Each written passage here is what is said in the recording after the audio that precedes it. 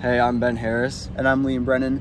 Right now we're in the Plaza de Armas, and if you could show them, that way is the government palace of Peru, and over here is the Cathedral of Lima. And a little down that way is a protest going on by city workers who are underpaid and feel disgruntled with the government and are demanding better wages. And this has been going on since the new president, Pedro Castillo, had been elected. And yeah, we were able to come into this plaza because we're tourists, but the people who are protesting and fighting for what they believe aren't allowed in due to the fear that they're going to cause some trouble near the important buildings in Lima. So one of the reasons, one of the effects of the protests is that the rail lines have been shut down.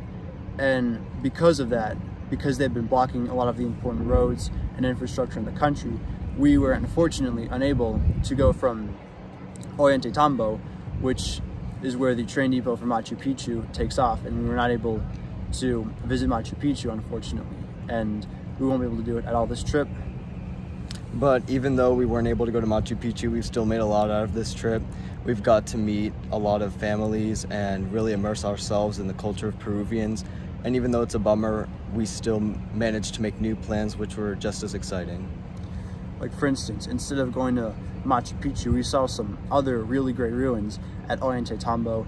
The steps there up to like the palace of the emperor, and the site at Moray, which is where the Incans experimented with their crops and built these terraces to plant corn at different levels.